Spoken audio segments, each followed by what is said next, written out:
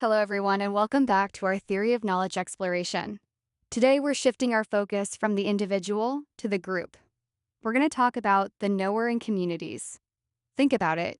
You aren't just a brain floating in a jar, right? You belong to a family, a school, maybe a sports team, or even an online fandom. How do all these groups shape what you know and believe? That's exactly what we're going to uncover today. Let's dive in. Here is a quick roadmap of our journey today. We'll start by looking at our immediate communities, the people we interact with every single day. Then we'll zoom out to cultural, national, and belief communities. After that, we'll explore academic and professional communities. And finally, we'll tackle the wild world of online communities and subcultures. We'll wrap it all up by connecting these ideas back to the core TOK elements. It's going to be a great session. Let's start close to home. What is an immediate community? These are the groups you interact with regularly. Think about your family, your close friends, your classmates, or your sports team. These daily connections are incredibly powerful. They're literally the first places you learn social rules and values. Because you share so many experiences with these people, you develop a strong sense of belonging. And that belonging deeply influences what information you trust, what you question, and ultimately, how you view the world. So, how exactly do these immediate communities shape our knowledge? It happens in three main ways.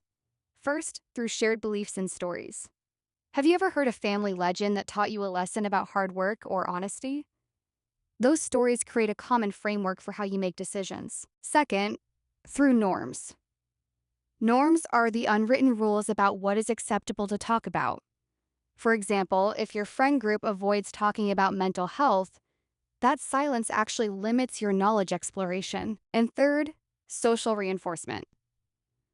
Let's be honest, we all want to fit in.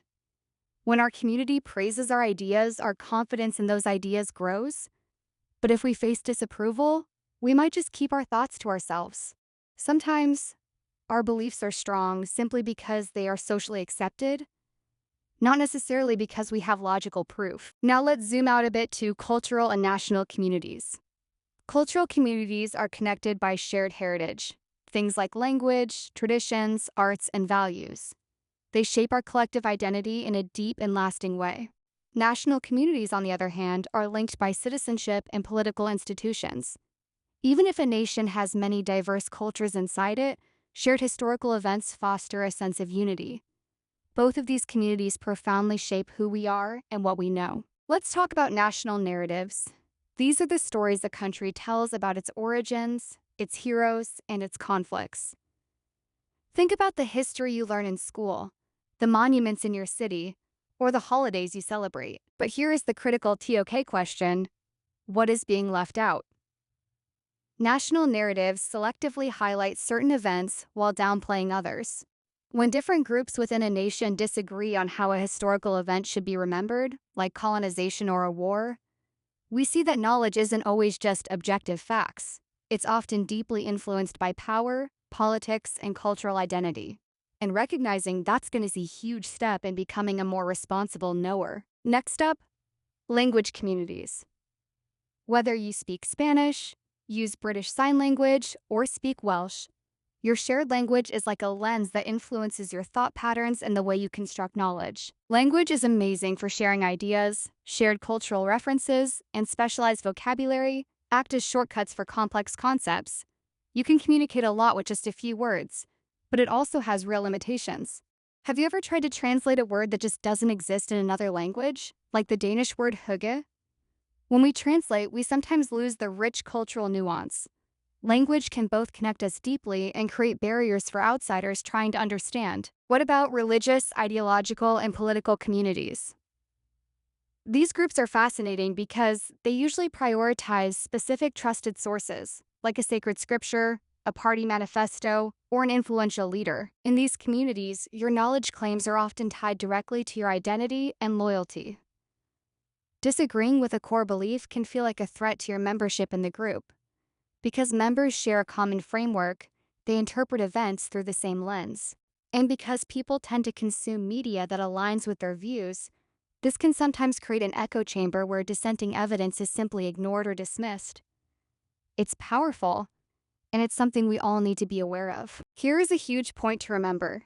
Different communities genuinely disagree on what actually counts as evidence. A scientific community might demand a controlled, replicable experiment. A historical community might value a primary document or eyewitness account.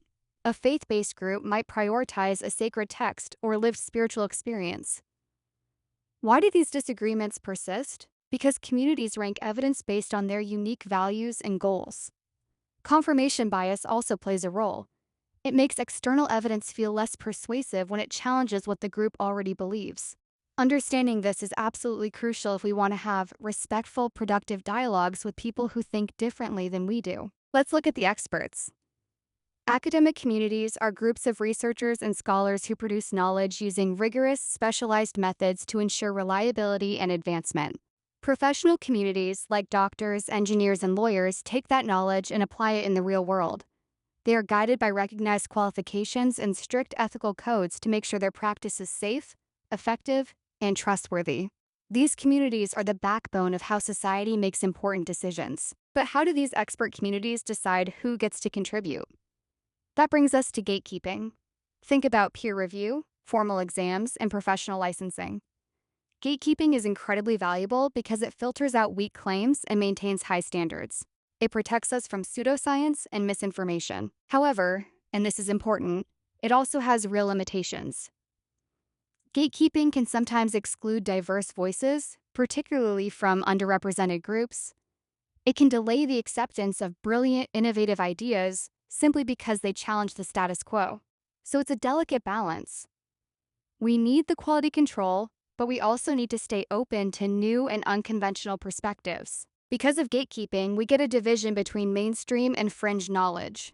Mainstream knowledge is widely accepted by experts, backed by rigorous evidence, and found in your textbooks and professional guidelines. Fringe knowledge sits on the margins. It might lack strong evidence, or it might just be so new that it hasn't been validated yet. Now, while it's absolutely important to be skeptical of fringe claims, we also have to remember something crucial. Today's fringe idea could become tomorrow's mainstream breakthrough if the evidence eventually supports it. The key is always critical evaluation of the evidence, not just the label. Even experts aren't perfect, which is exactly why ethics are so important in knowledge production.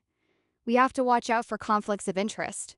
For example, there is a real historical case where the Sugar Research Foundation funded studies specifically designed to downplay sugar's role in heart disease. When you see a study, always ask, who funded this and what do they stand to gain? We also face issues of unequal access. Researchers in lower-income countries often can't afford expensive journal subscriptions, which limits global innovation. And historically, poor representation in clinical trials has led to medical guidelines that simply don't work equally well for everyone. Ethics are what keep knowledge production fair, reliable, and truly useful for all of us. All right, let's jump onto the internet. Online communities and subcultures allow us to connect with people who share our interests no matter where they live in the world. You can find a community for literally anything: gaming, science, art, language learning, you name it. The amazing thing about the internet is speed. We can pool observations and solve problems incredibly fast. Hobbyist forums can troubleshoot a technical issue in minutes. During a crisis, information can spread globally in seconds, but that same speed is a double-edged sword.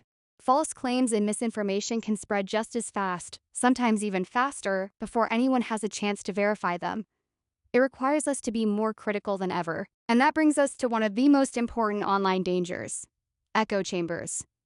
Because of self-selection and social media algorithms, we often only see content that confirms what we already believe.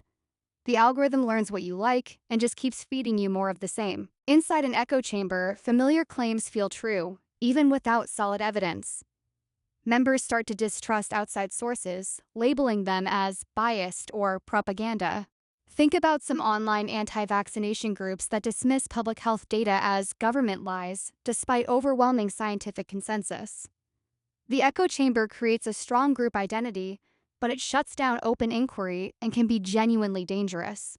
Recognizing when you're inside one is one of the most important critical thinking skills you can develop. To manage these online spaces, communities use moderation, rules, warnings, and bans.